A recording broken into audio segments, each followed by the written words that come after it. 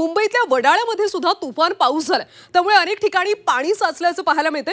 पाणी साचल्याने सध्या रस्ते वाहतूक मंदावली, मात्र आता पावसाचा जोर कमी झाल्यामुळे पाण्याचा निचरा व्हायला सुरुवात झाली। आणि याचा आढावा घेतलाय आमचे प्रतिनिधी महेश बागल यांनी।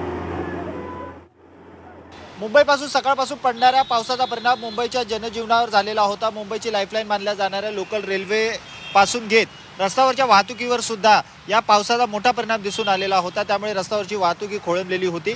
सध्या मी उभा आहे मुंबईतल्या वडाळा रेल्वे स्थानकाच्या बाहेरचा परिसर आहे। या ठिकाणी पाण्याचा जो निचरा आहे तो करण्यासाठी आता महानगरपालिकेचे कर्मचारी कामाला लागलेले आहेत आणि बऱ्यापैकी पाण्याचा निचरा या ठिकाणी झाल्यामुळे या रस्त्यावरची वाहतूक पुन्हा एकदा सुरू करण्यात आलेली आहे।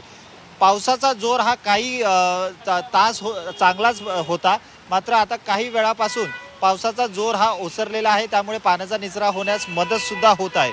एकंदरीत पाहता मुंबईतल्या वेगवेगळ्या परिसरांमध्ये पावसाचा जोर हा चांगला दिसून आलेला आहे। जोरदार बॅटिंग पावसाने केलेली होती, ज्यामुळे एकंदरीत जे सामान्य नागरिक आहेत, मुंबईकर आहेत, त्यांना तारेवरची कसरत करावी लागली होती।